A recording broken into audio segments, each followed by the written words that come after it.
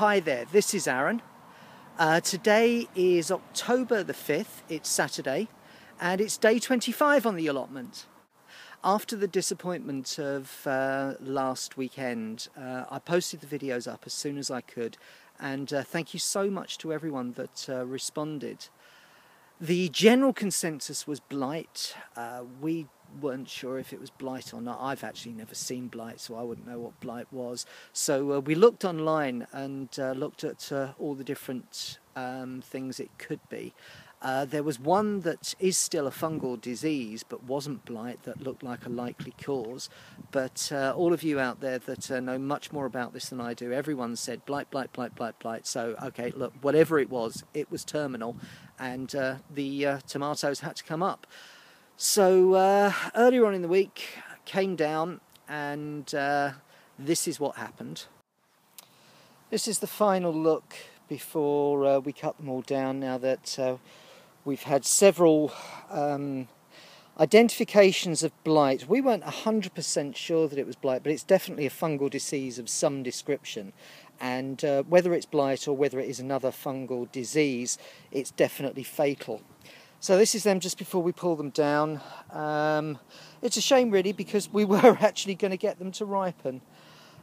Several people have been saying to me that this is what happens if you leave tomatoes outdoors beyond the growing season, that this is what happens to them, and this is why it's not a great idea to grow tomatoes outdoors. So it's a great shame. We started very, very late. They're all going to go.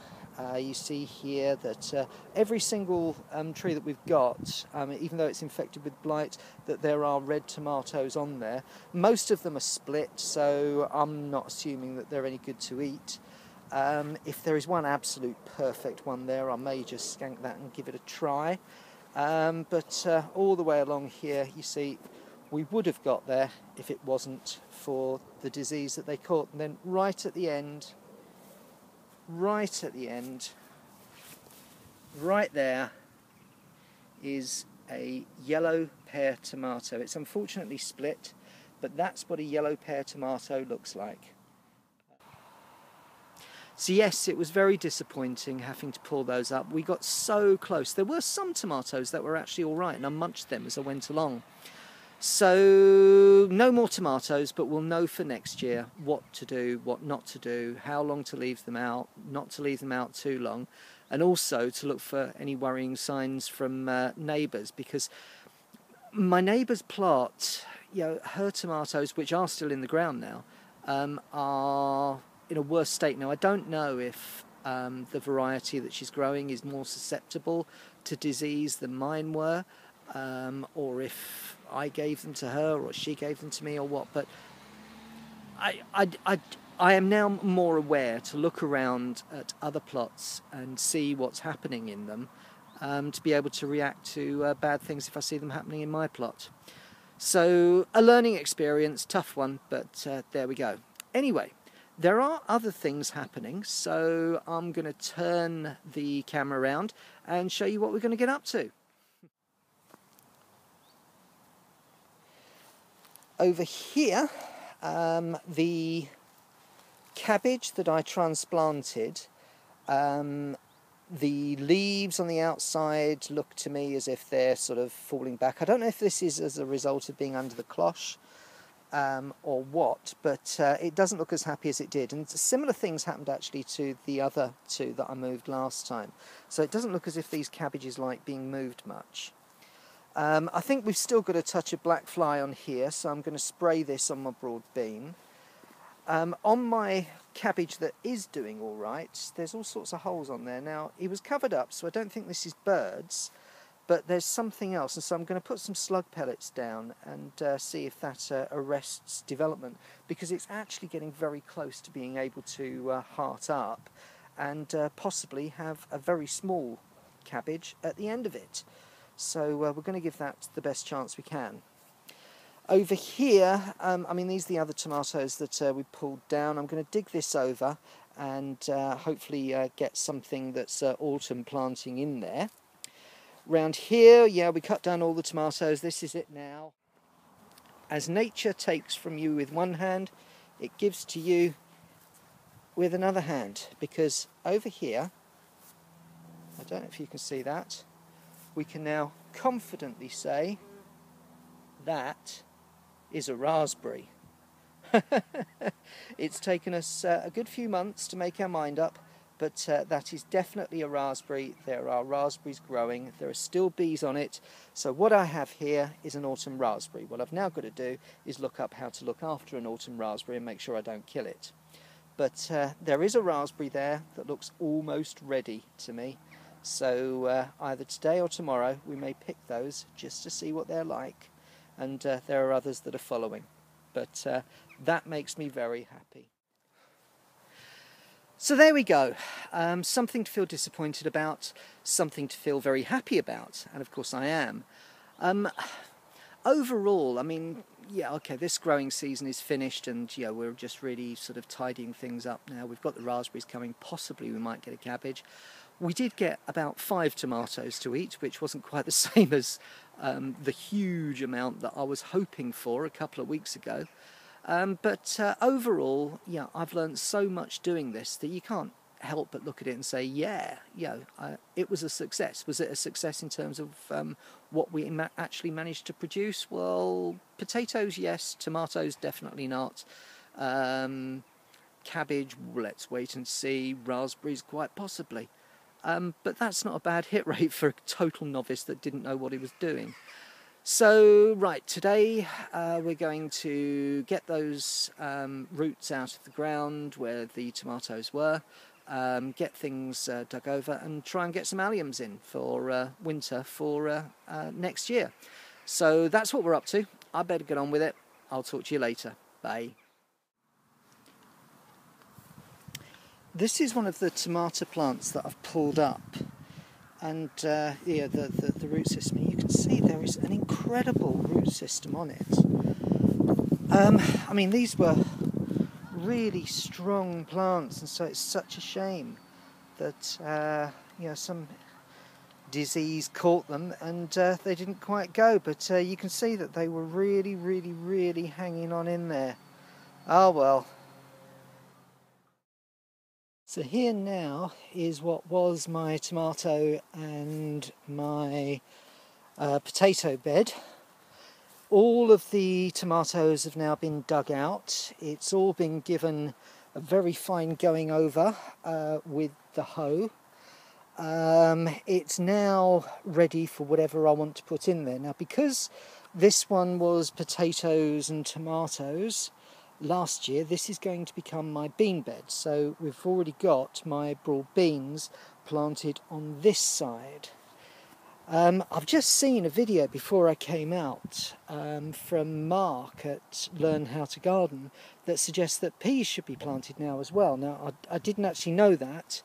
I have some peas indoors. I need to check whether they are spring peas or whether they are autumn peas, because I don't know the difference. Well, if they are autumn peas, then I'll come back and I'll plant those in here as well, because they can sit alongside each other. Ultimately, this is where my broad beans are going to go this year, and I do have some broad beans that I won't plant until the spring. Not broad beans, some runner beans, because my runner beans this year were an unmitigated failure. In this bed next year, I'm thinking alliums, so that's garlic, that's leeks, and that's onions. What I do have to do, and what I haven't done yet, is to extend this bed out to the far edge. So that's a task for me to do. Now, I've just been watching also Andy's video about planting onions. Now, I have some onions here, some onion sets, but he said check to see if they are firm or soft. So, okay, here's an onion. So I'm squeezing it. There's a bit of give in it, but, you know, it's not firm. It's brittle. I've had these a while, and I just picked them up. I don't know, you know, if onion sets are supposed to be like that. If I squeeze it, that happens. And I don't know if I'm supposed to do that. Now I am putting quite a bit of pressure on, so I don't know if these are any good or not.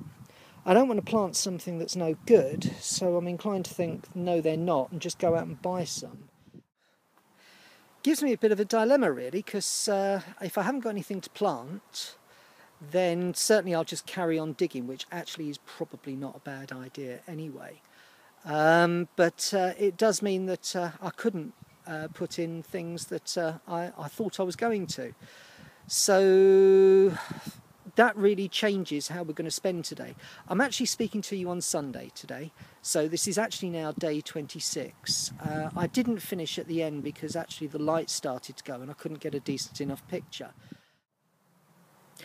I have been busy and it felt good to spend a good 6 hours here, which is what I've been here now, to get things done. The onion sets were a bit of a disappointment, so I didn't actually get anything planted, but I have been busy elsewhere. So I'm going to turn the camera around and we can have a quick look around and see where we've got to.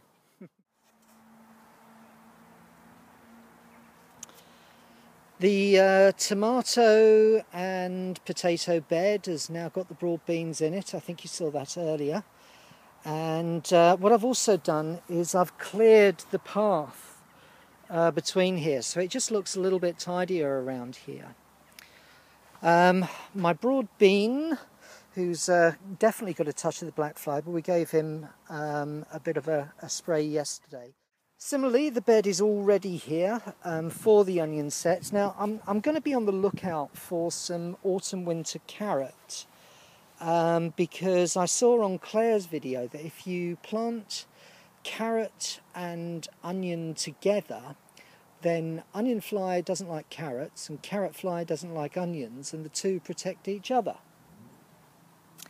And then finally, over here, you can see more raspberries are ripening. I've actually been noshing on these throughout the day. But this is coming together. I've cleared a bit of the couch grass that was growing up around these, particularly down here where I haven't got any cardboard. Sort of poking my head under, the cardboard is definitely doing the job that I want it to in keeping weeds down. So this is going to make it a lot easier for me to properly clear.